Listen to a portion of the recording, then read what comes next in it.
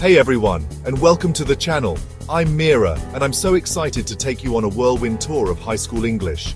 Don't worry, we're not going to be here for long. We're going to cover all the essential concepts in just 7 minutes. Think of this video as your ultimate cheat sheet, your trusty sidekick, well, you get the idea. We're going to break down everything from grammar and sentence structure to literary devices and essay writing. So buckle up, grab your notebooks, and let's dive right in. First up, let's talk grammar. I know, grammar can seem about as exciting as watching paint dry, but trust me, it's important. Grammar is the foundation of language. It's the set of rules that helps us communicate clearly and effectively. We're talking about things like parts of speech, nouns, verbs, adjectives, you know the gang. And let's not forget about tenses, because nobody wants to live in a world where we can't tell the difference between past, present, and future. And of course, we can't forget about punctuation.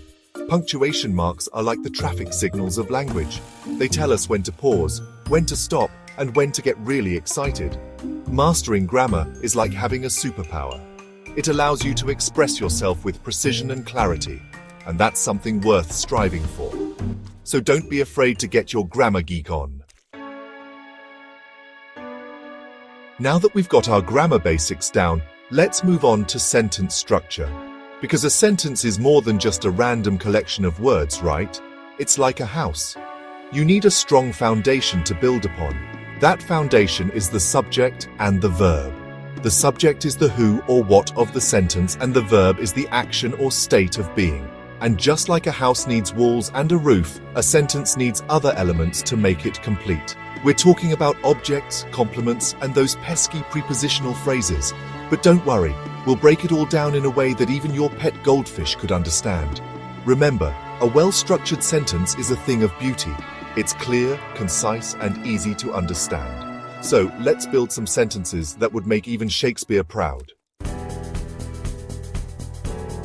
Now, let's talk vocabulary.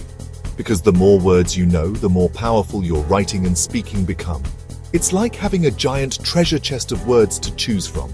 But how do you actually expand your vocabulary? Well, one way is to read.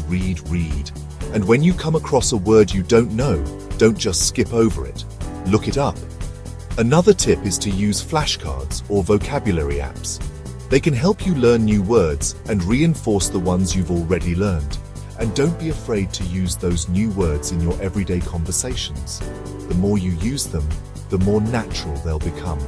Remember, a strong vocabulary is a sign of a sharp mind.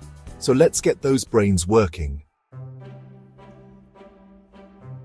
Okay, time to get a little bit literary. Literary devices are like the special effects of the writing world. They add depth, meaning, and a touch of magic to our words. We're talking about things like metaphors, similes, personification. Oh my!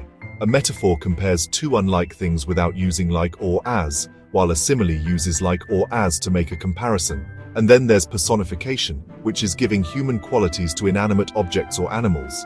It's like when you say the sun is smiling down on you. Literary devices help writers paint vivid pictures with their words, evoke emotions, and make their writing more memorable.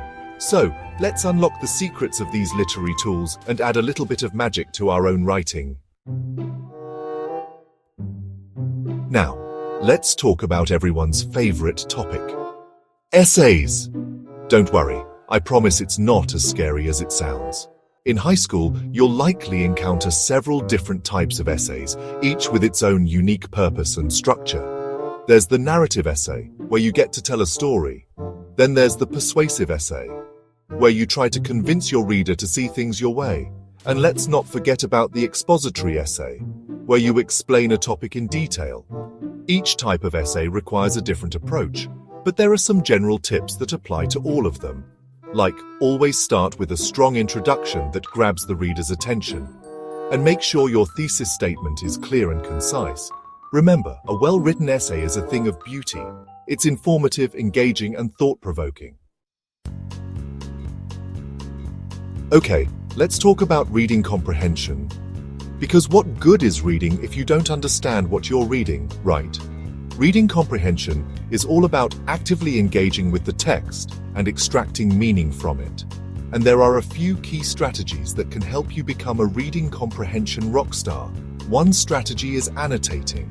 That means underlining key points, writing notes in the margins, and basically having a conversation with the text. Another strategy is identifying the main idea. What is the author trying to tell you? What's the big takeaway? Remember, reading comprehension is a skill that takes practice. The more you read, the better you'll become at understanding and analyzing complex texts. Finally, let's talk about effective writing. Because whether you're writing an essay, a story, or even just an email, you want your writing to be clear, concise, and engaging. So, how do you actually become a better writer? Well, it all starts with planning. Before you even put pen to paper, take some time to brainstorm ideas and organize your thoughts. Once you have a plan, it's time to start drafting. Don't worry about making it perfect at this stage. Just get your ideas down on paper. After you have a draft, it's time to revise and edit. This is where you polish your writing, fix any errors, and make sure your ideas flow smoothly. Remember, writing is a process. It takes time, effort, and a whole lot of revision to craft a piece of writing that you're proud of. And there you have it. We've covered all the essential concepts of high school English in just 7 minutes. I'm so proud of you for sticking with me on this whirlwind journey. Remember, high school English doesn't have to be scary. With a little bit of effort and a lot of practice, you can master all of these concepts and more. So go out there and embrace the power of language. And if you found this video helpful, don't forget to like, share, and subscribe for more awesome content.